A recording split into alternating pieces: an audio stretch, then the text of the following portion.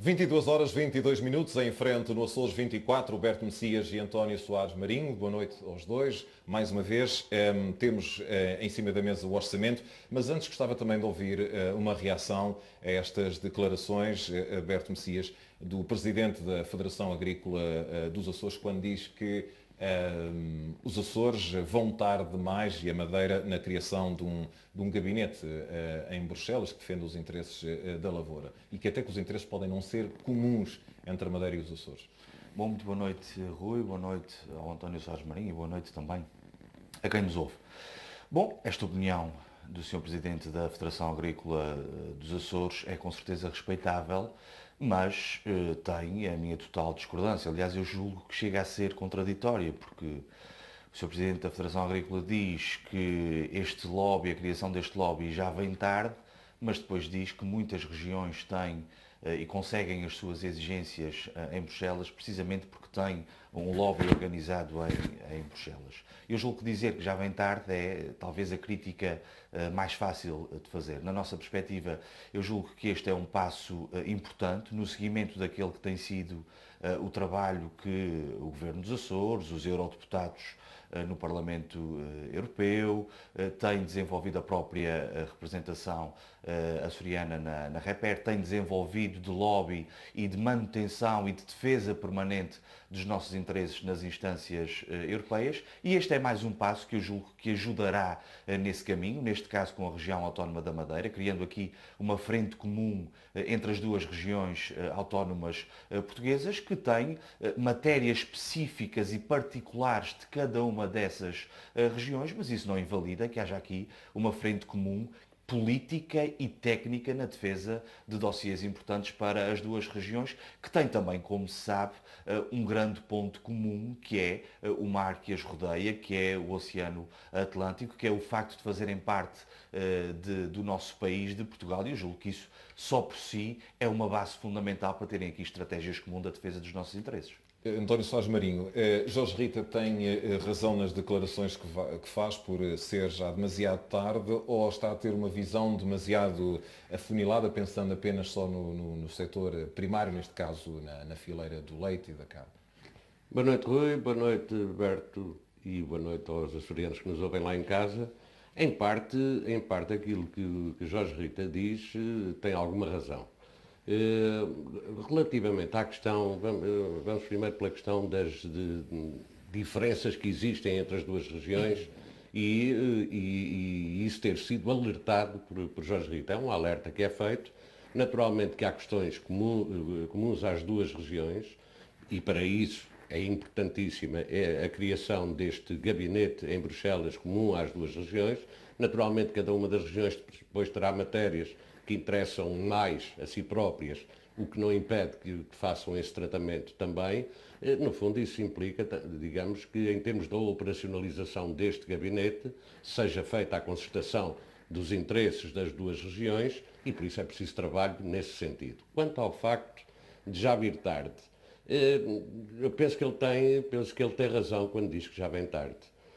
Porque, efetivamente, isso era uma necessidade que se sentia de há muito tempo. A necessidade de haver, quer por parte dos Açores, quer por parte dos Açores e da Madeira em conjunto, de haver um gabinete que defendesse os interesses das regiões em negociações importantíssimas que são feitas a par e passo.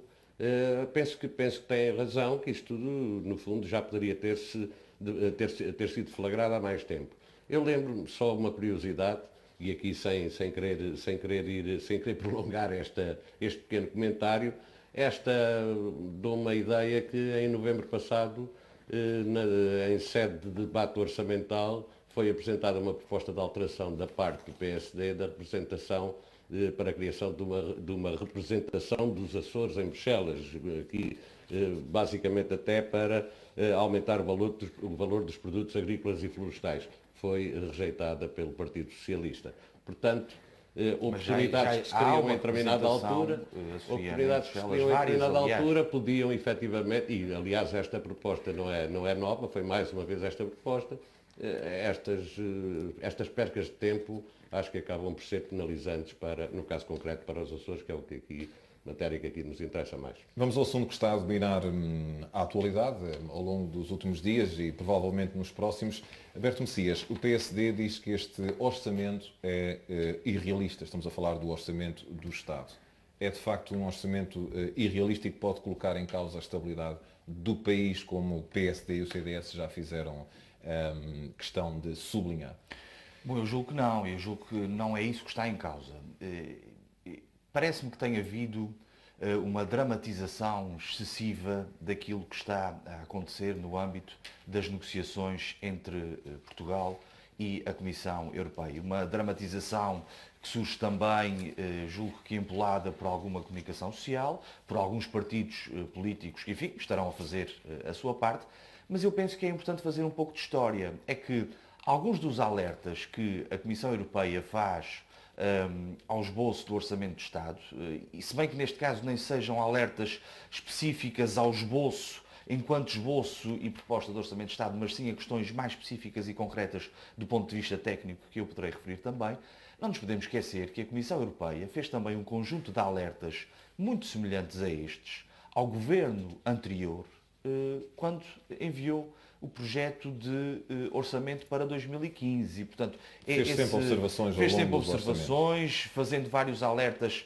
exatamente iguais àqueles que tem feito agora, sobre a forma como evoluiu o saldo estrutural, sobre o cumprimento do déficit, e, portanto, isto não é nada de novo. O que é novo, se calhar, é um primeiro-ministro que quer negociar com a Comissão Europeia, que está a ter uma negociação intensa, dura, com a Comissão Europeia para defender os interesses de Portugal. É isso que o Primeiro-Ministro está a fazer. E nós estamos a falar, ao longo daquilo que temos vindo, tem surgido muitas notícias, tem havido muitas referências, muita contra-informação também ao longo dos últimos dias.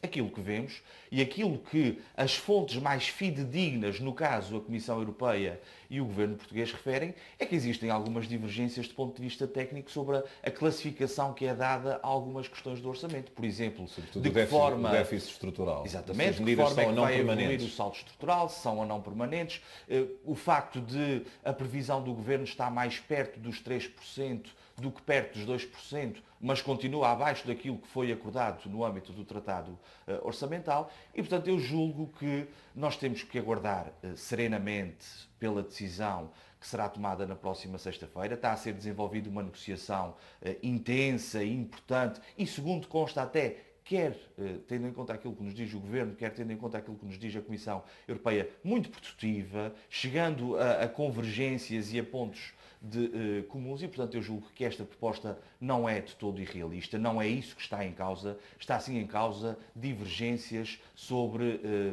a forma e a abordagem técnica que é dada a cada um dos assuntos. E também é preciso dizê-lo, aquilo que o António Costa está a fazer nesta negociação e a forma como está a abordar este assunto, eu julgo que não se pode circunscrever ao Orçamento de Estado para 2016. Eu julgo que está em causa também a defesa dos interesses do nosso país no médio prazo.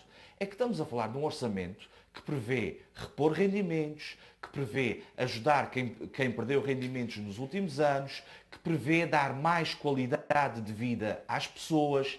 É isso que está em causa e é isso que o Partido Socialista tem defendido com a negociação que está a desenvolver. E também não posso deixar de dizer, estranha Europa é esta e estranho país este, em que está tudo em polvorosa, porque um primeiro-ministro de um país, aquilo que decidiu fazer foi negociar com a Comissão Europeia, de forma veemente, a forma como quer defender os seus concidadãos. Quero ouvir também agora o Tomás Marinho sobre esta questão orçamental e fazendo também esta observação. Há quem veja neste ato de António Costa uma posição de força, ou querer negociar com Bruxelas, ao contrário do anterior governo de submissão. E acrescento, tem havido falta de patriotismo, como acusou o PS ao PSD, já fazendo a mesma pergunta cruzada dos dois partidos? Quem vem falar em falta de patriotismo foi quem conduziu o país em 2011 à entrada da Troika em Portugal e, portanto, muito poucos motivos tem, ou muito poucos argumentos tem para acusar de falta de patriotismo outros. Não, nós estamos perante um momento que é um momento triste para Portugal, e é um episódio que é lamentável e que está a afetar a credibilidade do país. Porque, pegando nas palavras do Berto, quando o Berto diz que nada há de novo, relativamente, por exemplo, àquilo que foi a preparação do orçamento para 2015, há efetivamente coisas de novo. Relativamente à Comissão Europeia, são conhecidas as posições e já falaremos sobre elas, só que nós temos aqui um conjunto de opiniões sobre o esboço de orçamento que foi apresentado inicialmente, e já falaremos na evolução que ele teve ao longo do tempo, porque não temos só a Comissão Europeia a falar. Temos o Conselho de Finanças Públicas, que é uma entidade independente, que aliás faz a avaliação independente sobre a consistência, cumprimento e sustentabilidade da política orçamental, promovendo a sua transparência, de modo a contribuir para a qualidade da democracia e das decisões de política económica para o reforço da credibilidade financeira do Estado. Disse claramente que existia neste orçamento as previsões económicas que sustentam riscos relevantes, a conjuntura internacional deveria levar a maior prudência para a evolução da procura externa.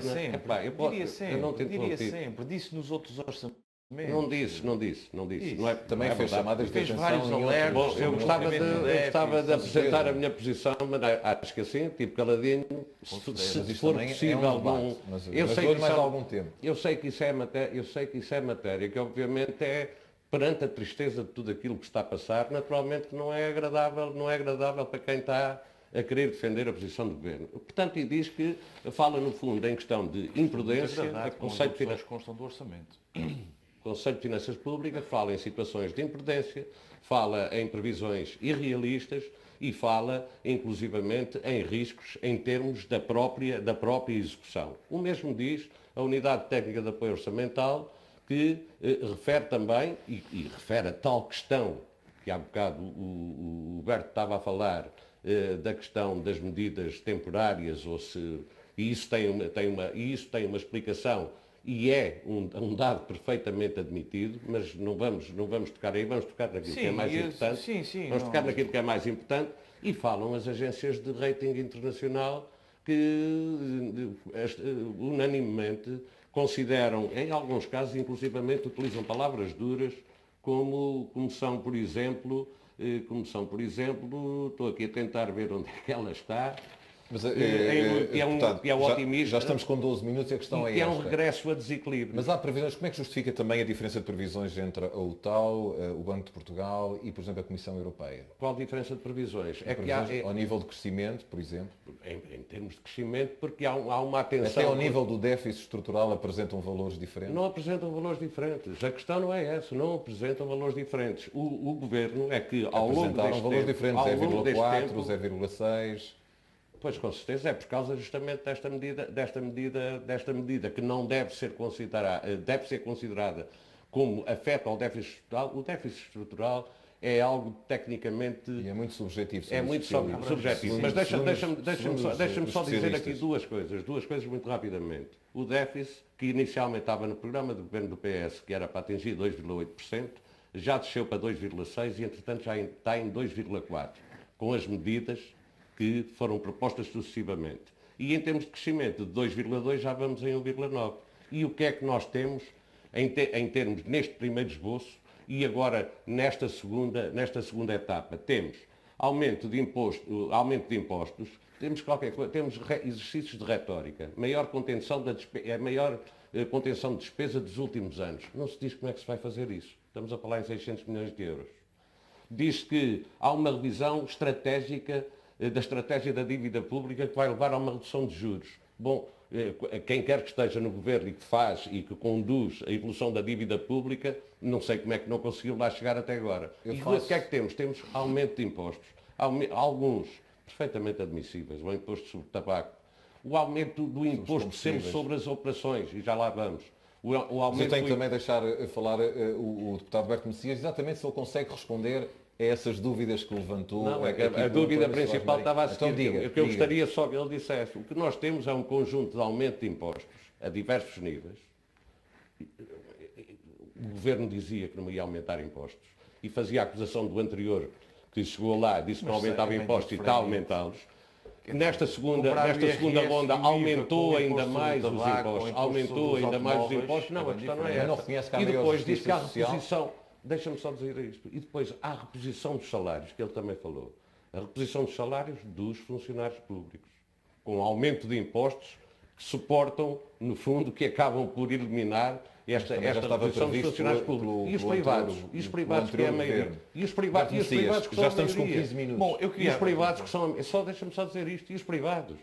Isto não é só funcionários públicos. Eu sou Tem funcionário que equilibrar público. os Claro, tempos. claro. Deputado Mas os Soares privados levam com o aumento de impostos acrescido e não têm o mesmo tipo de reposição. E relativamente às pensões, que também é referido por parte do Governo, nós estamos aqui a falar em aumentos de pensões de um euro em muitos casos. Portanto, vamos ter cuidadinho com aquilo que dizemos Mas nos e últimos anos tivemos sempre a falar vamos de dizer a reduções e verdade, cortes. vamos dizer a verdade às pessoas. A verdade é que há aqui um dado novo que me parece muito relevante, que é nós, nos últimos anos, tivemos sempre a discutir cortes e a dimensão dos cortes e a intensidade dos cortes. E agora temos a coragem de um governo que tem a coragem de estar a discutir a reposição de rendimentos e a forma como Aumento está a de repor impostos, esses Roberto, fala rendimentos. Eu nisso. julgo que isso é uma alteração de paradigma substancial e, na minha perspectiva, na nossa perspectiva, muito significativa. E, António Marinho, eu julgo que toda a gente se lembra, porque referiu aí as empresas de rating, as várias estimativas que a UTAU e que outras entidades fazem. Quem é que não se recorda da Standard & Poor's, da Fitch, nos últimos anos, a pressão permanente que fizeram sobre Portugal, sobre as previsões do governo português, as ameaças permanentes sobre a redução do rating português, os alertas que essas entidades fizeram ao anterior governo sobre a necessidade de cumprirmos o tratado orçamental, de cumprirmos o déficit. Isto para dizer o quê? Mas não com esta Toda intenção. esta dramatização que tem acontecido nos últimos tempos, toda esta Mas é uma dramatização mediatização... a quando temos entidades que o PS usou para se defender relativamente aos números, que é o caso da UTAU, por exemplo, aos números do anterior governo, e agora essa mesma entidade também faz reparos Faz ao reparos. orçamento, Sim, mas ao tem que orçamento fazer. proposto pelo PS. Claro que fazer. sim, e o Partido Socialista naturalmente que tem ouvido esses reparos com atenção. Por isso é que o Partido Sem gostar, Socialista mas- está a negociar com a Comissão Europeia o cumprimento, quer, o que não é obviamente matéria menos importante, quer os acordos parlamentares que tem na Assembleia da República, quer os compromissos que assumiu com os portugueses na campanha eleitoral e quer, obviamente, o cumprimento das metas e das regras comunitárias e europeias. Nós estamos a falar do Partido Socialista, que é o partido que liderou a adesão de Portugal à União Europeia, na altura à CEE. O Partido É com Socialista, quem se que é um português, que é um partido de referência na Internacional Socialista e no Partido Socialista Europeu. Portanto, não estamos a falar de um grupo de radicais que quer agora o problema é acabar... Não. É um partido e é um governo que Está está ligado a com o grupo. negociar com a Comissão Europeia o cumprimento das metas impostas por essa Comissão Europeia e metas com as quais Portugal também se comprometeu no âmbito do Tratado Orçamental, mas com uma perspectiva política diferente, com uma estratégia política diferente que vai ser materializada neste orçamento. E também não posso deixar de dizer o seguinte, tendo em conta a referência que o António Marinho fez sobre os impostos. Não se pode comparar, parece-me, os impostos e a carga fiscal sobre o IVA, sobre o IRS, Onde é que está a com redução? a subida de Mas não impostos deixa de sobre ser- os não. automóveis, sobre a banca, Mas é ou não sobre é- as grandes fortunas. É ou não é uma Julgo medida, que é uma medida de absolutamente austeridade incomparável. apenas aplicada de outra forma? Não deixa de ser uma medida de austeridade. Não, eu julgo que é um reequilíbrio tendo em conta o orçamento que nós temos e tendo em conta as prioridades que nós temos.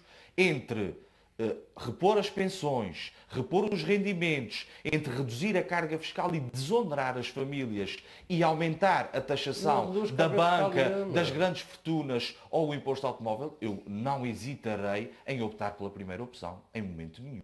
E julgo que essa é a opção correta. Para terminar, já que comecei pelo deputado Berto Messias, dou 30 segundos ao António 30 Soares segundos Marinho. muito fácil. Isso é muito Se este governo tivesse reduzido os Comecei por impostos, si. se este governo tivesse reduzido os impostos que o outro governo aumentou, não tinha razão, tinha totalmente razão Alberto Messias. O problema é que não mexeu nos impostos que tinham aumentado com o governo anterior e acrescentou-lhe mais alguns. Portanto, é um novo tipo de austeridade. A segunda questão, relativamente às juras que o Alberto Messias faz, e eu acredito que o Partido Socialista é um partido europeísta. É.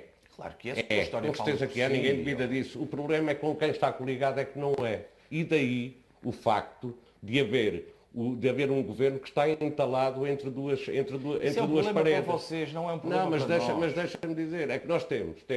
O que é que nós temos? De um lado, efetivamente, temos a Comissão Europeia a fazer um conjunto de exigências e que deveriam ser correspondidas por parte de um partido Por outro que lado, está na temos União partidos a Europeia. fazer pressão em cima Mas do estão- PS. estão a ser Eu lembro- corrigidos São a assuntos que eles dever. têm Eu que lembro- resolver. Tem que terminar. Só aqui uma frase, só vou dizer aqui uma frase, uma única frase. 15 segundos, estou a Louçã, cronometrar. menos. O Francisco Louçã dizia ontem, se o Costa mexer no Orçamento de Estado, haverá crise política em Portugal. Isto é o outro lado da parede que está a emparedar o Partido Socialista entre dois. Mas Muito obrigado aos dois. é esta Roberto Messias, comunicação António negativa Soares que foi Marinho. feita. Marcamos encontro para uma próxima oportunidade. Muito obrigado.